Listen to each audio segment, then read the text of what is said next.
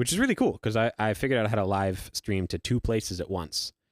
One through my computer and the other one directly out of the ATEM, which is really nifty. Hold on, I'm going to chug this real quick.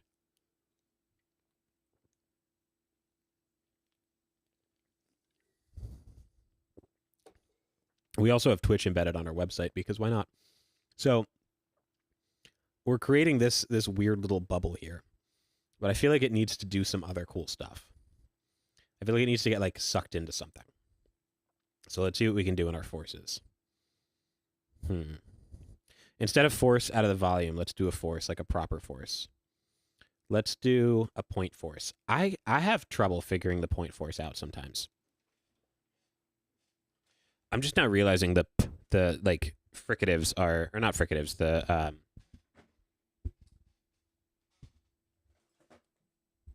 what's it called?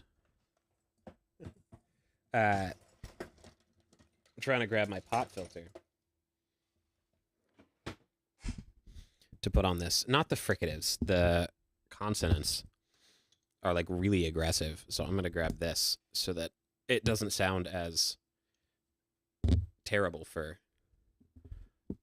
all 2 people watching. Oh, nope.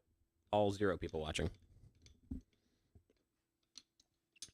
I'll just let this play for a little bit because it's so hypnotizing to watch.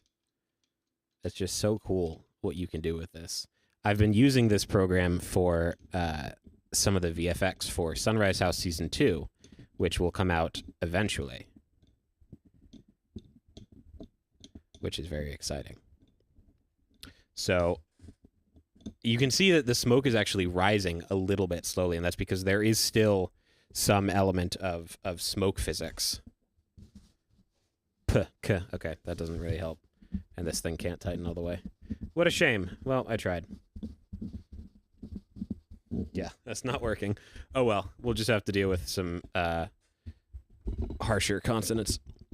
So back into this, you'll see the smoke is rising, and we have our point force. And that is why the smoke is rising. Or no, actually it's not, because I haven't added any repel strength. So I'm going to put the repel strength all the way up. And you'll see what happens is it starts pushing down. And the ground is currently checked as solid. So you'll see it's like spreading out. And something really fun that we can do is we can go into our stuff here. We can check everything as solid. So now, as the point force pushes down, oh, it's not doing... So here's something really weird. The point force isn't pushing down as strong because I've closed off the walls. It's now not allowing that pressure to escape, which is really cool. So I have to shove this way up. Let's try like 10. Even then, go up to 100, and you'll see it's not really doing much. So instead of using a point force, what we're going to use is something called a line force. And a line force can work a lot better in closed systems. So we'll bring the push strength up like that. And we still see nothing. This is very interesting to me. I've never seen this happen before, but then again, I don't often mess with the volume. So let's jump back into the simulation and let's turn off all of these. We'll desolidify these. And now you see it works very well. And even if we solidify the ceiling, it should still work. I think it's just solidifying all of them that kind of screws it up. So we get this really cool pattern at the top. And something really nifty about the twist force that I absolutely love, or sorry, the line force that I absolutely love, is its twist, which I think just looks so cool. So we can twist it like a tornado. God, the percussives are really driving me insane. I'm gonna have to fix that. And of course, it's still not working as well because we have the ceiling solid, which is causing some problems. You'll see that if we turn it up or turn it off, we get a little bit better. But this is, I mean, this is perfect for anyone who wants to design like a procedural tornado or anything like that. But I'm gonna get rid of all of this. and we're going to start messing with the particle emission, because that's where things really get fun, at least for me. Call me crazy. Or don't. Don't call me crazy. That's all right, too. So particles you can do some really weird stuff with. I'm going to jump in here, and I'm going to add a box. And I'm going to make this box very long and very wide. Okay, not that long and not that wide. Let's do 24, 24, and 0.1. Almost. Let's try 26, 26, and 0.1. The way that I learned all of this is literally just by messing around. So that's what we're going to do right now. We're going to mess around. So you can see the particles starting to all coalesce right there. And something weird is happening to them. What's happening? They're tornadoing. What's really nice about the particles is that you can actually inject things like smoke and fire into them. So we're going to go back into the simulation and turn the simulation back to combustion because we want it to act out our like fire physics. So now in the particles, if we inject smoke and we inject flames and some fuel, we get this. A really cool fire tornado. Basically that one scene in Twisters with the fire tornado. You know the one. You know what I'm talking about. So, firstly, you can see, is it Shift S? Yeah, you can see it's starting to slow down a little bit. So the UI frame rate right here is at 14, 15 frames per second versus at the start, it's a little faster, going up to 24. So with the particles, I want to do something a little weird. You can do continuous emission or you can do burst emission. And I'm going to turn off the line force for a second. Burst emission is where they all just appear and then they just sit there. And over time, they'll start to disappear because like all particle simulations, it has a lifetime, which you can adjust here. Something really nifty about these is that you can have them emit frozen particles. And frozen particles will just stay there. And they won't do anything until a force acts upon them. But something really fun about the forces is that not only can you keyframe them, but you can mask them. So we'll go to our fall off and we'll set it to quadratic. And it means that it will only mess with particles and volume and smoke that's inside of this right here. So if I restart the simulation, you'll see that it's starting to pull some stuff up only in the middle there. Now, the reason it barely did anything is because inside of here we have our unfreeze minimum simulation force and minimum particle force. Let's see what the difference is. Minimal volumetric force and minimal force created by force nodes. So if we bring these down a little bit, now you'll see it starts to really pull them up. And if I bring them even more down, it starts to really pull up everything that's in that area. And something cool about that is that by pulling particles out of that area, it pulls new particles into it. But eventually, it's going to stop. But we can keyframe it, right? And so if we go to our line force here, this is where things get really cool. And this is all stuff that I've just kind of learned by messing around. And we simply keyframe our position to start over here and end over here maybe. We get this tornado effect. It comes through. Now, that was too fast, so we're going to move the keyframes farther down. And we're going to reduce even more the unfreeze forces. And now we get this. Slowly starts to come through. Right there. And it's pulling stuff up, and it's twisting it around. Now, it's still moving kind of fast, and it's making this wall effect. So what we can do is we can take this push strength, and we can jack it way up. And let's see what that does now. There we go. That's much cooler. And still, let's make this thing move way, way slower. And let's just see what happens. I'm going to turn the push strength down a little bit. And let's see what happens. So now we have this like moving fire tornado effect. Like that. Which just looks so cool. It looks like it's vacuuming. Like it's cleaning something.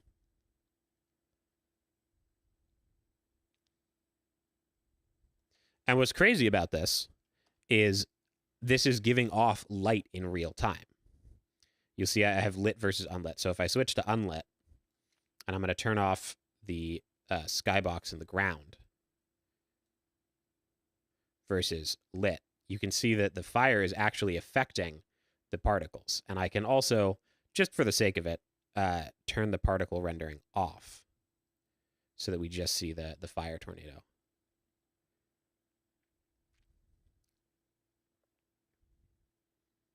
Which is just, come on. That's awesome. Look at that.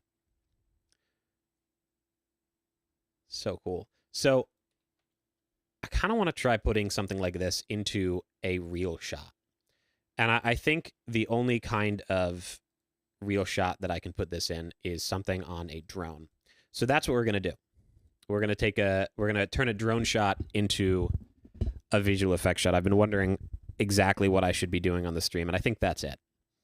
So we're going to jump into my drone shots here, and we're going to find a good one. I have to think on this. I think the quarry could be fun. So we'll look through here and find a nice good shot that I did at the quarry. Ooh, or maybe one of the houses could be cool. But I'm thinking like a shot in here could be really nifty. Okay, so I like that one. I don't know if it'll load natively into Mocha, so we might have to re-encode it, but we're going to try anyway. That's the fun of this. So while I wait for this to do its thing, we'll make me full screen for the sake of it. Just while I figure this out. Just so everyone can see my face. Because isn't that nice? I love getting first quarter bribe, best viewers. I love getting spam like that. I think it's so funny. Like, who, honest to God, who would fall for that? Just out of curiosity. Who do we think could fall for something so blatantly like a scam or a spam or whatever you want to call it? Ah, what a mess. Okay, so we'll go. We're actually just going to take this. We're going to toss it on my desktop because I don't want to be pulling from a network drive because that's going to slow everything down. Old people would fall for that. Morgan, weren't you going to go to sleep? Why are you awake? Okay, so we'll see if this will actually let it load, and if it won't, we'll have to re-encode it. Okay, well, I appreciate the company as long as you're, you know. Oh, fair, editing photos. Okay, so let's try this. We'll set our range here. We'll go with, let's find a good place to start. Jesus, you see those green lines there? I think that we will have to re-encode this. Poor thing is dying. Okay, let's try that again. Let's not save this. Yeah, something about DJI footage. It just does not work well. Because I want to cut this to like the best part of it. Because I kind of want to put like a dust thing here. Track to that plane, I think could be really cool. But in order to do that, I have to re-encode our footage. So that's what you're gonna do. You're gonna join me on an adventure to re-encode some footage. I can't see over my computer here. Okay. So we'll grab what we just had. I'm gonna put my computer down there for a second. I realize that you guys can't see any of what I'm doing, but you can kind of see it here, or at least you can see the full screen view of it. So what I'm doing is I'm just taking our clip here, and I'm cutting it to start where I want it to start, which I think will be right there as it starts to tilt.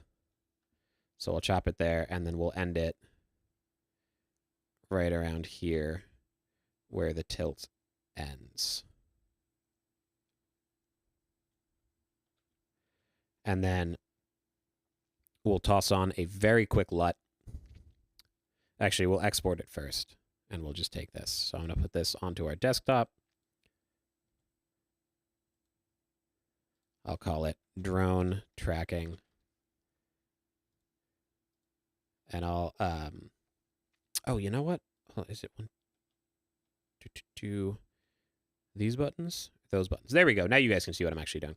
So I'm going to take this, toss it onto our desktop, and then in case you want to know the settings that I use to make sure everything looks the best. Firstly, this timeline needs to be in 4K because the footage is in 4K, and I will get the best tracking if it is set to 4K. But then other than that, I make sure that it's coming out of my graphics card. I set the encoding profile to high, not high 444, because it will freak out when you load it into other things like Mocha. I set encoding mode to CABAC, 2-pass to full. I'm going to keep it at variable bitrate. I think that's fine for this. And then I add to render queue. And we'll render this out real quick. Okay. Once this is done, we'll try reloading it into Mocha again. Perfect. There we go. And into Mocha we go. Mocha is an incredibly powerful program that for some reason, so it's Boris FX's like planar tracking program, but for some reason it generally does a better camera solve than Boris FX's 3D camera software, which is called Synthesize. I don't know why I so often get a better track through this, but we're going to try it anyway. So first thing I'm going to do, jump in here.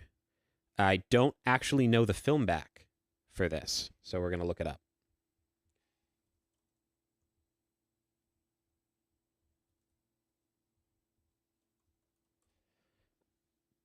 It is very important to know the sensor size when you're doing this kind of stuff. So we're going to go look at the specs, and somewhere in here, if it doesn't hate me, it's going to tell me the exact size of the sensor.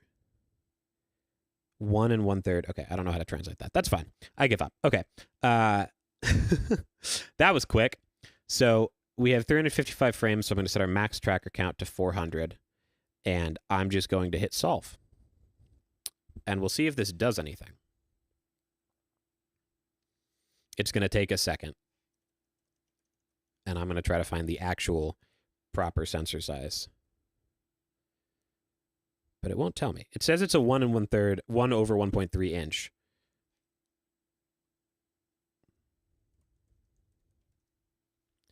But it doesn't tell me exactly what that is. Okay, so we actually got a phenomenal HPIX error of 0.65, which for anyone familiar with 3D tracking is like amazing. On a first track, getting a sub 1 pixel value is like godly. So I wish it would tell me, though, exactly the size of the sensor dimension, but it won't, and that's okay. I'm just worried that it's going to get the focal length long because it's given me 52, and I know that this is a 70 equivalent. But what are you going to do?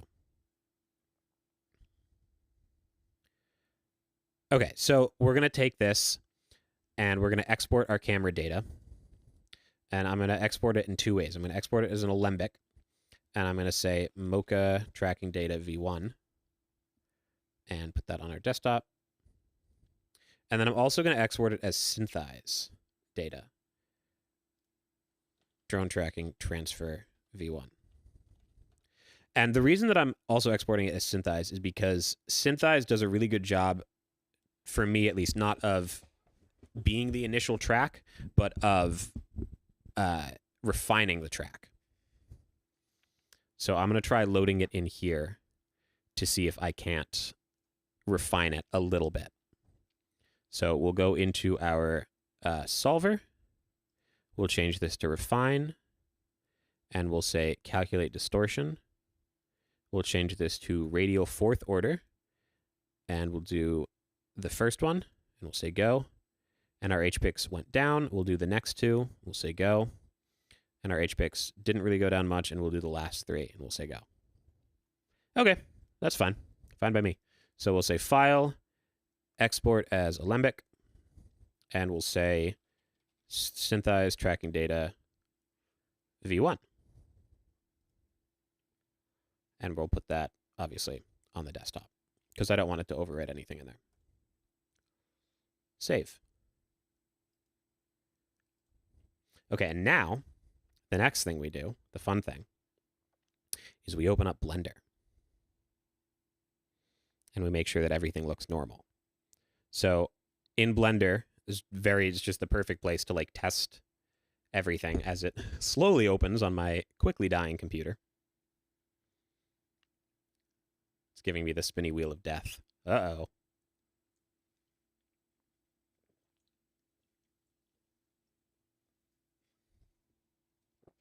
Okay, here we go. So we have a blank one here, and we're just going to toss in 2 things. The first thing we're going to do is we're going to toss in our synthesized tracking data. Bam. So if we look at our camera here, this is all of the tracking dots right here. And this thing in the back is the screen, supposedly. It's what the video should be on, and you'll see that it actually has some distortion in there. But we'll get to that later with our compositing. So what I'm going to do first here, the annoying thing with all of this is that, oh wait, no, it does start on frame 1. Awesome, perfect. Love to see it. So I'm going to turn our screen off. I'm going to open up our camera, and I'm going to turn on a background image. I'm going to load in our image. I'm going to select movie clip. I'm going to go to the desktop, and I'm going to drag or select our drone tracking here. And so now you can see in the background is that drone shot. Already looking pretty cool here. Now it thinks it's sRGB, but let's change that because it's not. There we go. We can see it a little bit better now, and let's turn the opacity all the way up. Is it thinking in sRGB? I guess it is. Okay. So we look forward here, and I'm seeing these guys as being roughly at the Z point that I want my plane to be, my ground plane. So I'm going to create a new plane, scale it way up, and I'm going to align it to that one tracker that I just found, which was, if I can find it again, I'm going to say this one. So in Z space, this is at this coordinate, so I'm just going to apply that to our plane's Z space as well. And so now we have our ground plane. So this ground plane will act as the space where, or the ground for our simulation that we're going to go build. And would you look at that? It's not properly aligned. So we'll just move it so that it covers everything. And we'll make sure that at the beginning it covers everything too, which you see here, it doesn't. So we'll just go forward. It doesn't need to cover like everything. And by the end, it is still there and still massive. Okay, perfect. So that's all we really need. The one other thing that I'm going to do, though, is with our plane off again, I'm going to find a tracking marker that I think is where I want my simulation to roughly be, which I think I'll pick this one again. And I will say, I'm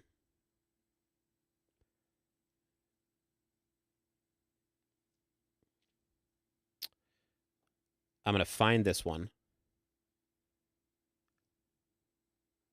I wish there was like a find in, not media pool. I don't even know what you would call this.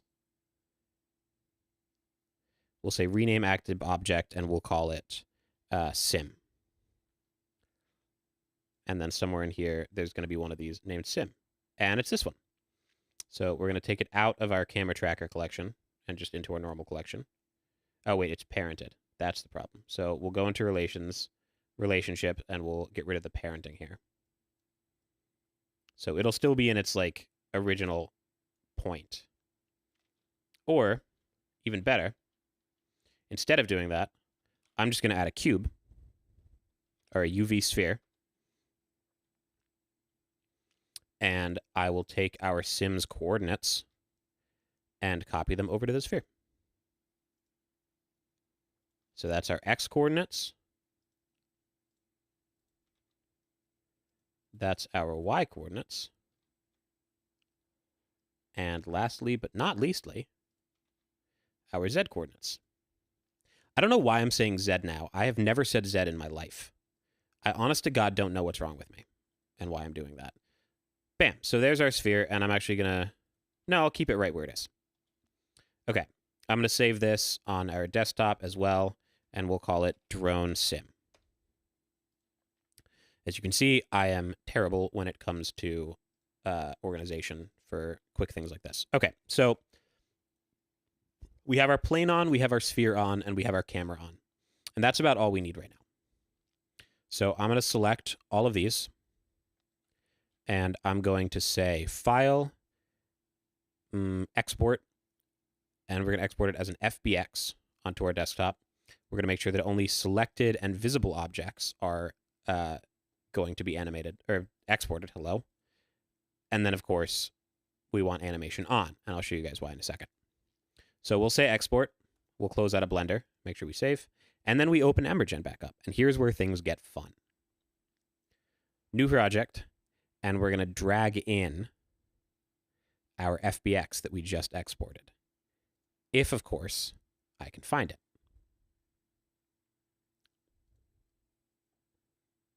Here we go.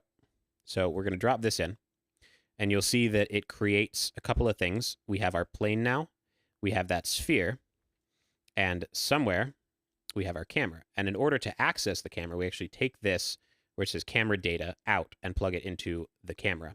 And now we get this. And it's not moving, and it's not the right aspect ratio, which of course we can fix. So we want to set the aspect ratio to 4K. And we want to make sure that we have our sequence set to 4K as well. And then in the camera here, or sorry, in the import here, under animate, oh no, I forgot to do the thing. So this is something really annoying that for anyone watching who does these kinds of simulations will be incredibly helpful for you to know. So the Alembic camera that I got from Synthesize and or from Mocha has an alembic constraint here. So it's not actually keyframed. So what I have to do is I have to create a fresh new camera that's just kind of over there now. And I have to make sure that everything is set the same. So this is 52.8678 millimeters. And I have to make sure that this camera is the same. And then I believe that that is the only difference. Well, we're going to set this to be 10,000 here. Oh, 100,000. And I'll, of course, make sure that the background image here is the same as the other one. And then we're going to use a constraint, a really helpful constraint called copy location, or sorry, copy transforms. And we'll set it to our other camera here. And so now this camera should see the exact same thing as our other camera. For some reason, it's not doing that. And if I had to guess why, I would say that it's because our film back is wrong. So this has size 36, and this one has 24. That's usually the problem. Bam. Now they're seeing the same thing. So this is our old camera, and this is our new one. So I'm going to turn this one off, and we'll keep this one. And in object constraints, if you just apply it, the problem is it won't actually apply the keyframes. What you have to do is go up to Object, Animation, Bake Action, Visual Keying, and Clear Constraints. And what that's going to do is it's going to take that and it's going to turn it into actual keyframes. So now we redo that. So export as FBX with only selected and visible objects, and we'll replace the old one. And now we open up Embergen, and now we get to the good stuff. We got there eventually. Okay, so I'm going to take that new FBX that we just got, and I'm going to toss it in here. And then I'm going to connect the camera to this camera, like we did before. Make sure that it's in 4K, just like we did before. And now when we go look through this camera, you'll see that it moves, just like the other one did. So I want to be able to see the background, right, the drone, like we had before. And in order to do that, unfortunately, this does not accept videos. It only accepts image sequences. So I'm going to re-encode that using Adobe Media Encoder, which is the only Adobe software that I still use. We're going to re-encode it to be an image sequence. So we'll close out a Blender just to save on my poor GPU. We'll add the drone in, and we'll move it into our image sequence file here, and we'll make sure that it is a PNG sequence and not a JPEG sequence, because we don't need that. And just for the sake of it, we're going to make it 1920 by 1080 to save on resolution. Export a sequence. All of that looks perfect. We'll hit OK, and we'll just hit play, and then it'll do its thing. So in here, though, I'm going to start setting up our simulation. So first things first, our simulation is not actually on our simulation. What I mean by that is the bounds are wrong. So we're going to just reset them so they're roughly over where our sphere was, because you remember the sphere is where we want our simulation to actually exist. So now that we have that, we will make sure that I save this so I don't lose any progress. I almost just deleted something else. Go me. So we'll change the size of it, 256 to 256 to 128, because we want it to be wide, but we don't necessarily need it to be super tall. And then over here, under Control, override FPS, perfect. You can see this is already looking cool. Under Control, I want to select the sphere, because I want to be able to create a primitive that exists within Embergen. So not a primitive that I brought in, but one that exists within Embergen. And set it to be exactly where the sphere is. And something that's really helpful for that is this control thing. So I can take the import control, check that, and drag sphere in here. And now when I connect this to our emitter, what you will see is, if I go down to visuals and show emitter, that it is right there, right where I want it to be. And not only can I make it smaller, but I can also adjust where the transform is, so I can make it look slightly different. So now we get this. Already looking pretty cool. It's hitting the ceiling there, which means that we might have to actually go back to that kind of shorter or wider, thinner and taller look that we had. Let's check on our image sequence. Oh, it just finished. Perfect. So what we can do is go into our camera, go down to use backplate, and import our backplate. And that's going to be on our desktop, image sequence, and we just need to select the first one. And we make sure that it's an animated backplate and that it's the same length here, which it is not. So we actually want to set this to 60, which I know seems counterintuitive, but just trust me, that's how you get it. And then the plane is screwing things up. So we're actually going to turn the visibility of the plane off. And now we have this. Already looking pretty cool. We'll need to composite it very differently, but it is already starting to look pretty cool because the camera is moving the exact same way that our real camera is moving, which is just awesome to start with.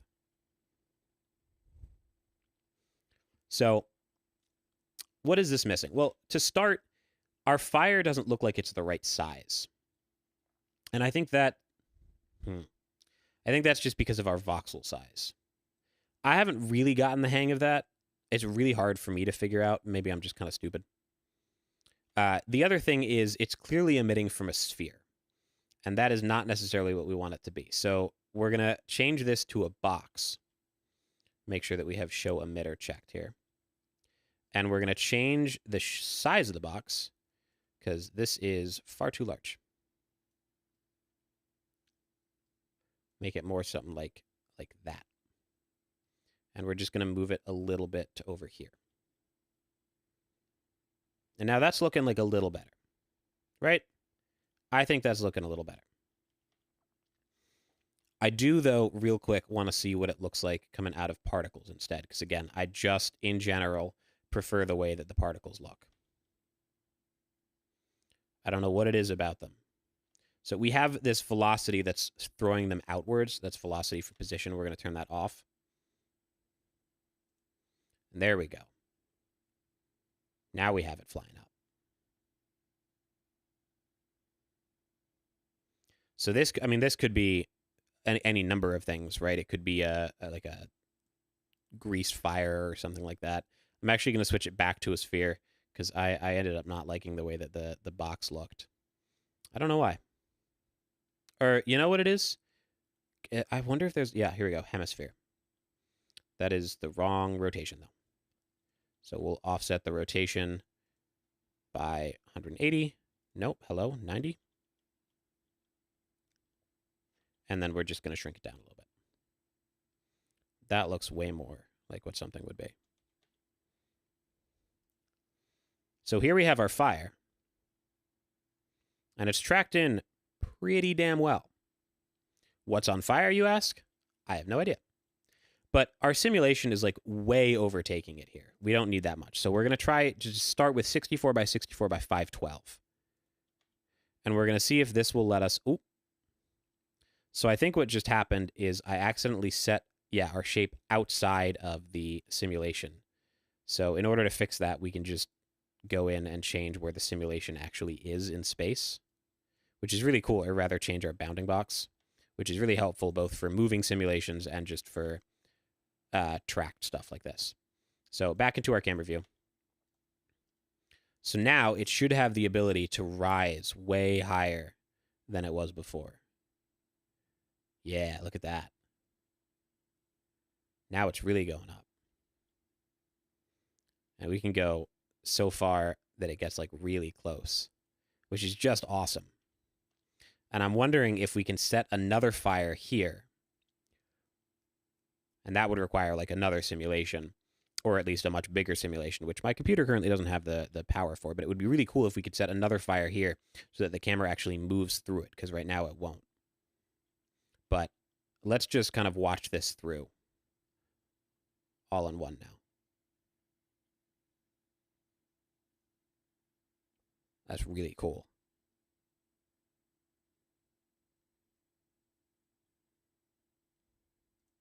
Man, we have like our own little fire going here. And it is burning.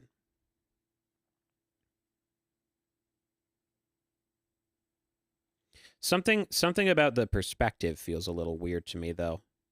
Maybe that's just me. But there's something about the perspective. I feel like it's not going really up the way that you'd expect it to. But, oh, no, that might just be me.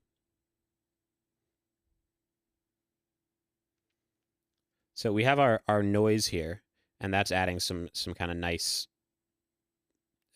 variety to this, which is right here. I want to add some more octaves to it, and what this is going to do is it's going to add some detail to this. It's going to make it look a little smaller.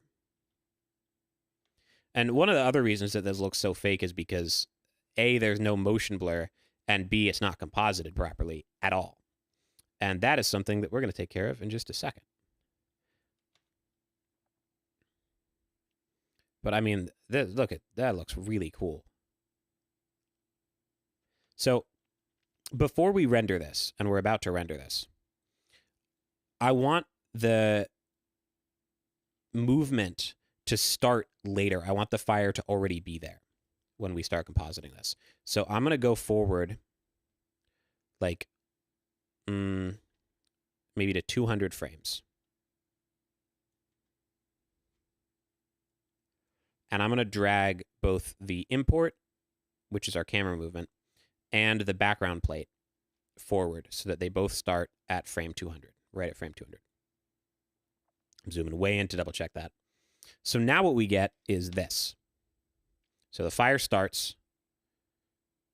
It's going up and up. And then our camera movement starts. So it's already in there.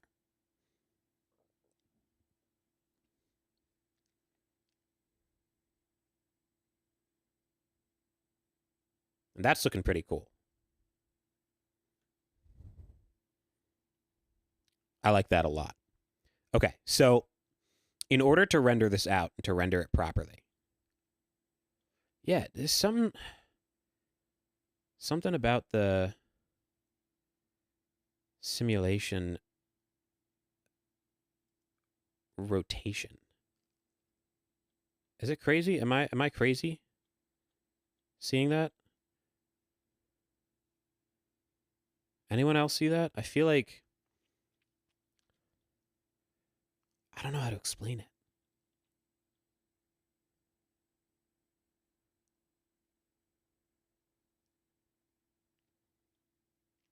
It might have to do with the camera distortion, and that's okay. So in our render here, we're going to set the first frame to be 200, and we're going to set the number of frames to be 356, because that's how many frames are in this in total. Right there. And then I'm going to pick a place for it. We'll put it on our desktop. We'll call it Fire.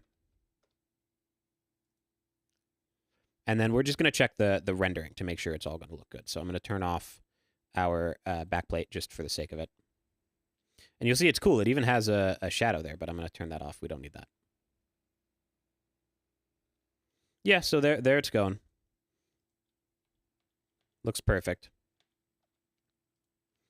And I know I shouldn't, but just for ease here, I'm going to render this as a PNG. So I'm going to hit render, and it's going to go through its thing. It's going to take a second.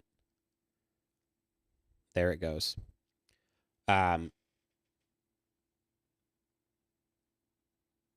the meantime, to all of my one viewer, how's it going? Learning anything new in this? Maybe?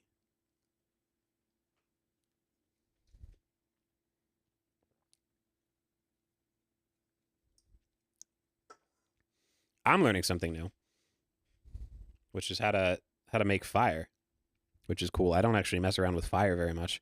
I usually make magic effects. But thankfully, this is exporting relatively quickly, so that's good. Normally, I would export it as like a volume or a particle simulation. I would bring that back into Blender, but today, just for the sake of speed, easier to just render it directly out of Embergen. 71%.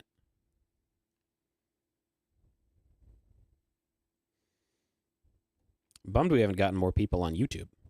We got a total of 2 at one point. Isn't that exciting? Yippee.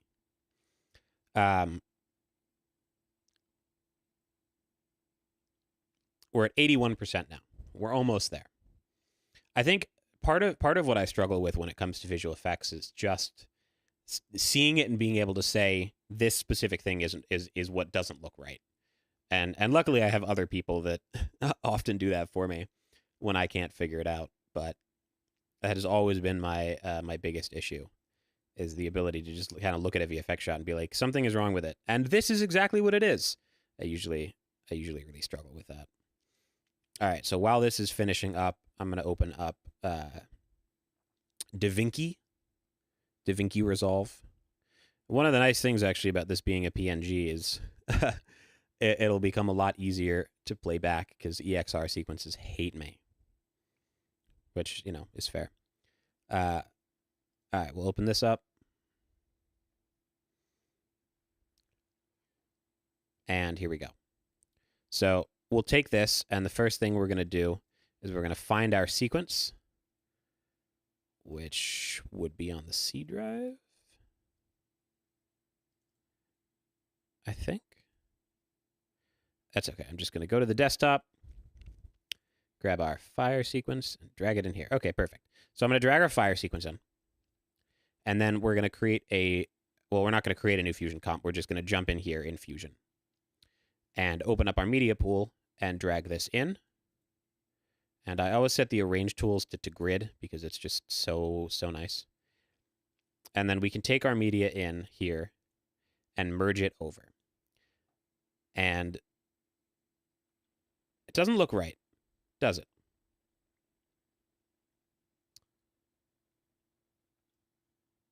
Doesn't look right at all. And that's kind of weird. I don't know why that is. Yes, I do. It's because it's not importing it as a sequence. It's importing as an individual. So we want to change that to sequence and then drag that in. Oh, genius. What a genius I am. Okay. Try that one again. So drag the drone render in and plug this in there. And now it looks right. And I'm going to open up my keyframes just to double check that they both start on the right frame, and they do. And so already, you know, doesn't look great by any means, but it looks fine. Something that I think would help is using some kind of transform LUT. I don't know if I have any of the right ones. I'm just going to check if I go into custom DJI. The problem with this is it's this weird... Oh, there it is. Okay. So we'll add a LUT right there, and we'll browse for it. It doesn't just let me bring them in? Hello? I swear to God, you used to just be able to do this.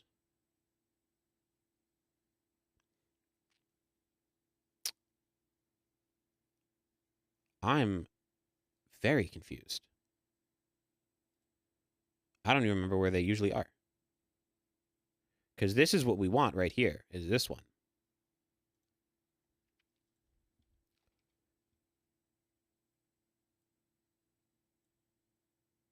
Huh.